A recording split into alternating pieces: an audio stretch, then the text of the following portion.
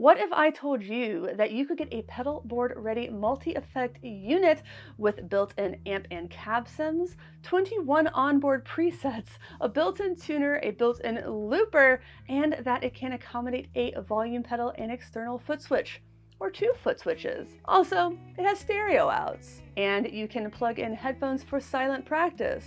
Oh, and it can also be used with your computer or phone for jam track playback or as an audio interface. Plus, it fits in the palm of your hand or a gig bag pocket with ease. And one last thing, it's only $179. I'm talking about the Line 6 Pod Express bass, so let's get into it. Welcome to Get Offset. My name is Emily, and I hope you know how much you're appreciated. Today I'm showing off the Line 6 Pod Express bass, but you already know that by now, so let's just talk about it. This thing has mono in, stereo out, a USB-C connection on the back, and a TRS foot switch 3/4 out/in, which is already quite a lot. On the side, you have an 1/8-in headphone socket and headphone volume control, which is I'm monitoring right now. I'm using my in-ears, my UE18s. I'll get into some USB stuff a little bit, and we'll talk more about the foot switches later on in the video, but let's focus on the face of this pedal. Right in the middle, you'll see the amp modes. You have 7 amps to choose from, each matched with a cabinet, but don't worry, you can mix and match the cabinets if you want. We also have, and I'll go in signal chain order on the effects, compression, synth, distortion, and modulation / delay / looper. Everything on that last knob is placed after the amp, cab, and volume, and that's the order that they officially go in. The other effects are before the amp and cab. You can probably see there's a tap switch here which taps in the tempo for the modulation and delay effects. But if you hold down that foot switch, you get a tuner. So let's go ahead and do that. Honestly, it's a pretty great little tuner, very visual, and it lights up green everywhere when you're in tune. I'm gonna call that close enough. I'm a big fan of this tuner. Again, easy to use, big space saver, really easy to read, and I find that's not always the case with built-in tuners. All right, let's get playing. We're gonna start by selecting an amp model. They are all based on real amps. Round is the Ampeg B15NF Portaflex. Go on to Grit, which is the Ampeg SVT normal channel. Grit indeed. Vintage is a silver panel Fender Bassman. Punch is a Galen Kruger GK800RB. That's nice. Modern is the Dark Glass Electronics Microtubes B7K Ultra. Sick. Studio is the Aguilar Tone Hammer. Deep is a Mesa Boogie M9 Carbine. Or you can opt to turn off the amp and cabs altogether, so you can just use it with a regular amp. Which makes it really nice for even just a backup thing to have. Let's go with the round setting here. But you can do a lot more than just choose an amp and a cabinet. You can set the gain, you can adjust channel volume, bass, mids, treble, and more by holding down this Alt button and then turning a corresponding knob. They all have their secondary features labeled. I'm not sure how well you can see that, but for example, we can adjust the gain.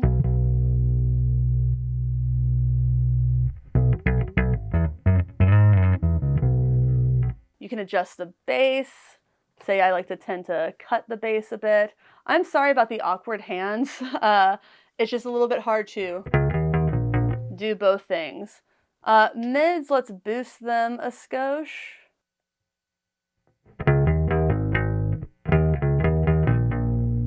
And do the same with, actually let's cut the treble just a bit. Great. And as you can see, this didn't actually activate any of the other knobs. I am going to move all of those back down to 0. There are a few other settings you can change.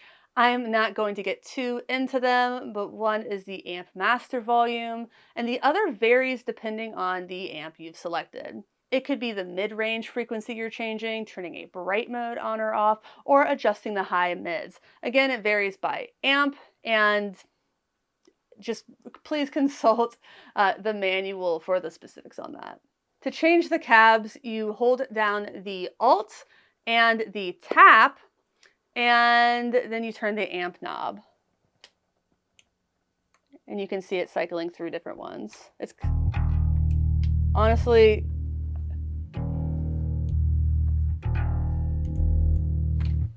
a little difficult to do with essentially one hand or even two hands and a bass in your lap, but it's just nice to be able to change those around. Please look at the screenshot on the side of the screen to see the different cabs. I'm not going to read them all off. All right, now for the fun stuff, the effects. We are going to go in signal chain order again. I've already explained that, but in general, all of the knobs work the same way. You have 4 takes on an effect type, and as you turn the dial, you get more of any given effect. So let's start with the compressor. The first mode is optical. And you can see it lighting up around the amp, so you can have a real visual indication of how much or how little effect you actually have.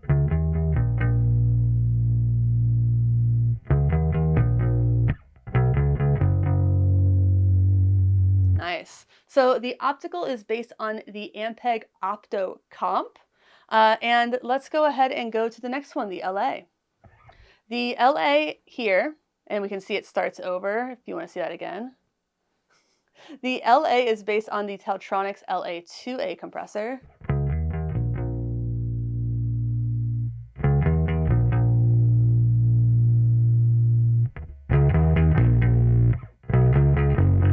You can hear that's even starting to drive the amp, which is really cool. Next we have Deluxe, and that is a Line 6 original.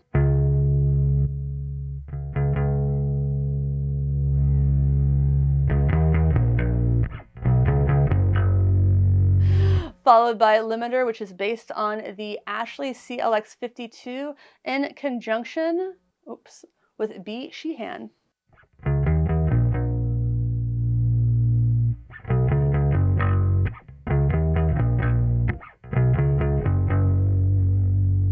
Let's go back to the optical. Actually, let's just turn the compressor off for a second. Next up, we have Synth, which is a really, really fun one. The first is octave, which is based on the OC2. It's an octave down. So personally, I would have liked an octave up, but we can't always get what we want.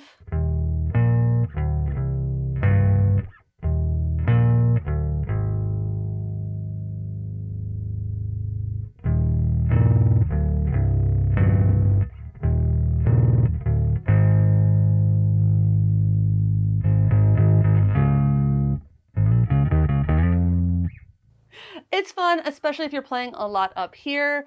It does have that kind of OC2 tracking, which is charming. It just feels accurate for an OC2. I think a little goes a long way for the octave. I was having a lot of fun with it kind of in the 1 and the 2.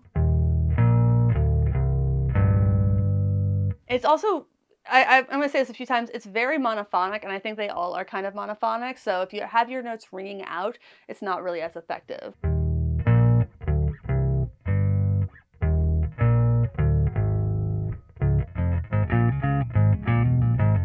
Next is Growl, which is a Line 6 original.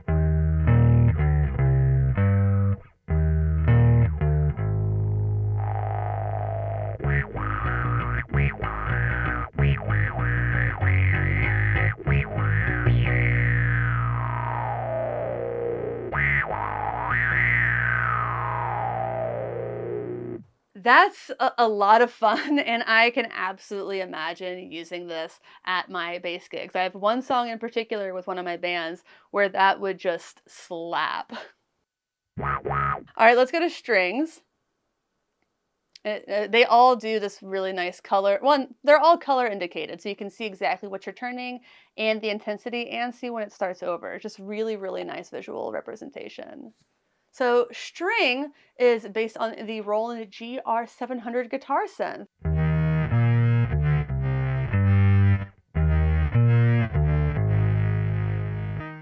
I want to revisit this one. The tracking is not my favorite. I'm sure it's accurate to what it's supposed to be, but it's just a little too off for me right now.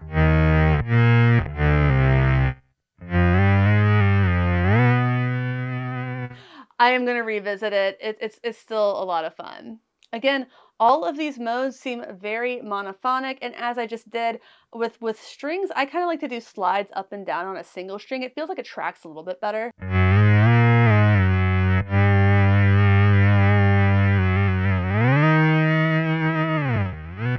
I think, was I doing the harmonic taps on this? It was kind of fun.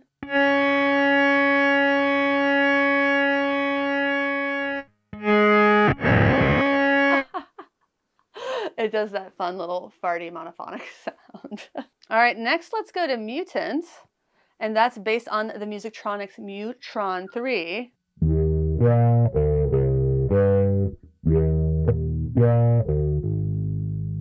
I love this one too. It's kind of like, was it growl, but it's a little bit more subtle. It makes it very usable.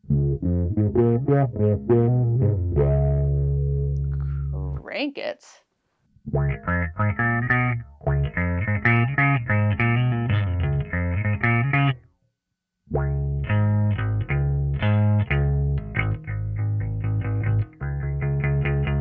also feels a little bit responsive, but not completely. Okay, let's go ahead and get into distortion. Everybody loves distortion.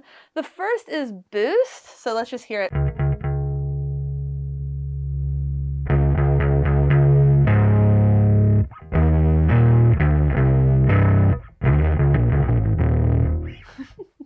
That's based on the Exotic EP booster. I'm trying to not let my fingers get in the way of seeing the middle amp so you can see an actual wheel.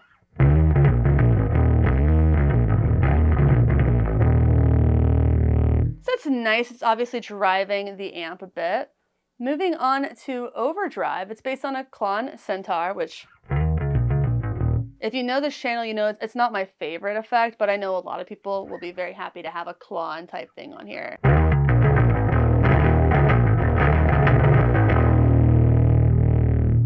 Next, let's get into the distortion.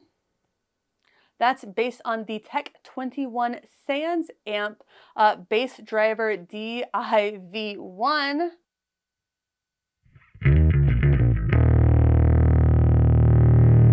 It's got a nice growl.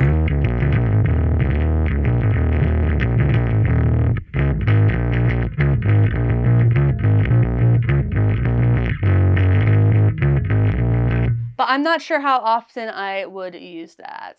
And last but not least, fuzz, which is one of my favorite things to use on bass. This is based on the 1973 Electro Harmonics Ram's Head Big Muff Pie.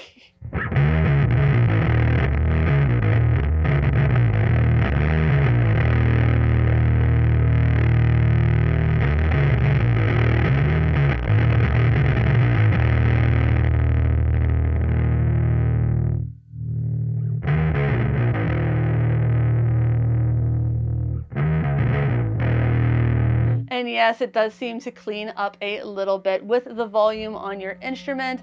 It doesn't really do this if you have the compressor on a lot.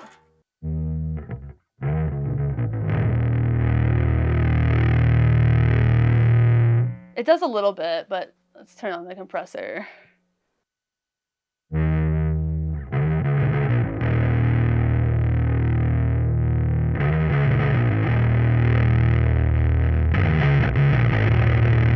But it shouldn't surprise you that it doesn't completely do it. Turning that back down. And last but certainly not least, we have modulation and delay and looper. So a lot in a single knob, starting with chorus, which is one of my favorite effects to use on a bass guitar.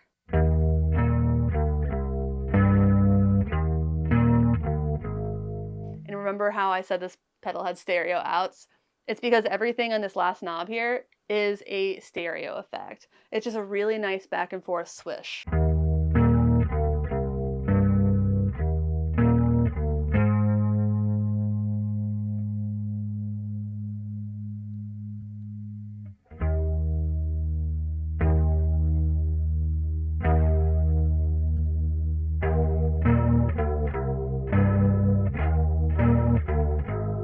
So this chorus is based on a modded Orion SCHZ chorus. And again, that tap sets the speed or rate for all of these effects in this last knob. I know I mentioned this before, but the more you turn each knob, the more the intensity slash mix is. Compression is the amount of compression. Synth, I believe that's mostly the mix. Distortion, that's the amount of gain, and then modulation delay, it's the mix, essentially, the depth of something. So let's go ahead and go into flanger. This is based on the MXR 117 flanger. It's pretty subtle.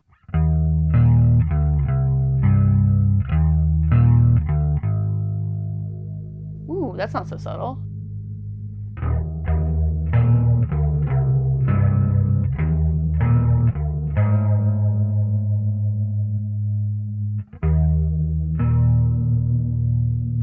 And next we have phaser, that's based on an MXR Phase 90.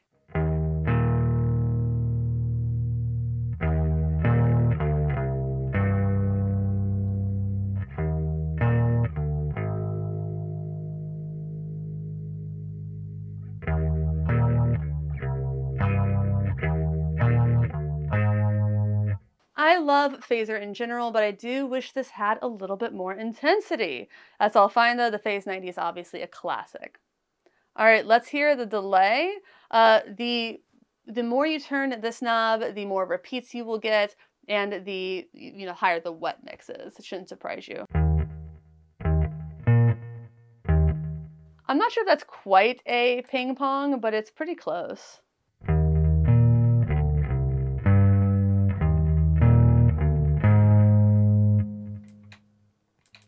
And this is a Line 6 original.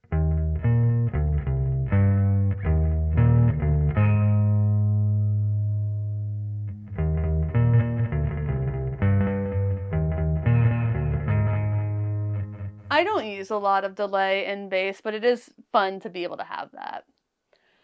And next we have the looper. It's wild that this thing has a looper. It's a one knob looper, so it's very easy to use. Unfortunately, you can't use the other modulation effects or delay with the looper.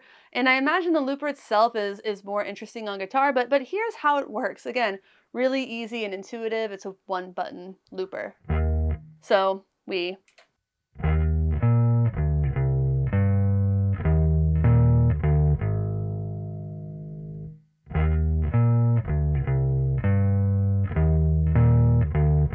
again, so yeah, you just hit the on switch to record, you press it again to start loop playback, press it again to do a dub.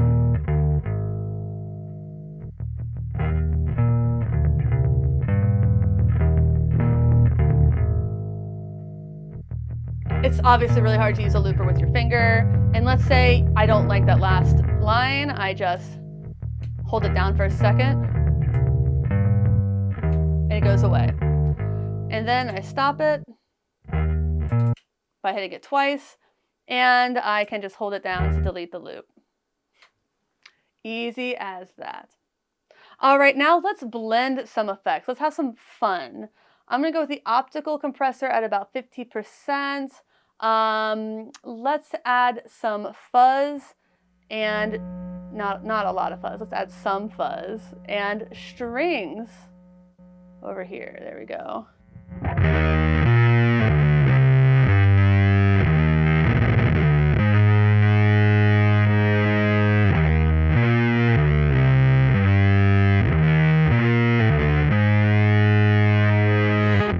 don't love the string modes on its own, but I love it with fuzz.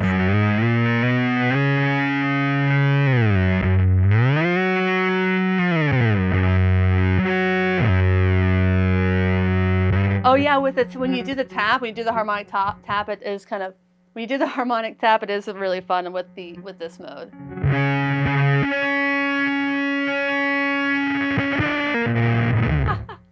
Again, that monophonic tracking.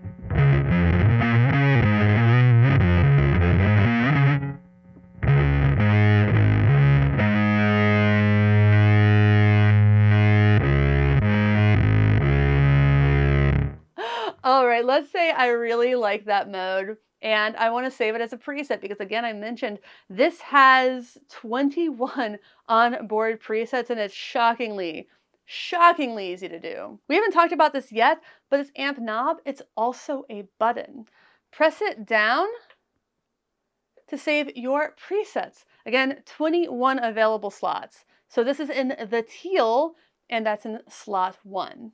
So we have a few batches of 7 here. The first batch of 7 is white, and I believe that all of these units will ship with some presets already in there. So this is the batch 1, the white. The teal, we'll call that teal, is batch 2, and then batch 3 is like, let's call that red or orange. Once you've found your preferred slot, press the amp button again to save it. I'm actually going to go back to the white. And I'm going to put it right there. That double LED flash tells you it worked. To access presets, hold down both foot switches and you can turn this, or you can press the on foot switch to go back a preset.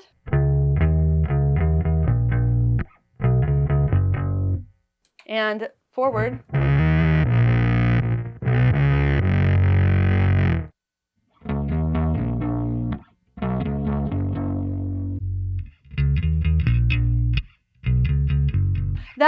That is so slick. You can obviously navigate more quickly if you bend over, especially if you're going from, say, preset like 7 to 15 or something like that. But being able to tap through makes this really appealing for live performances. Okay, the last thing let's get out of that mode.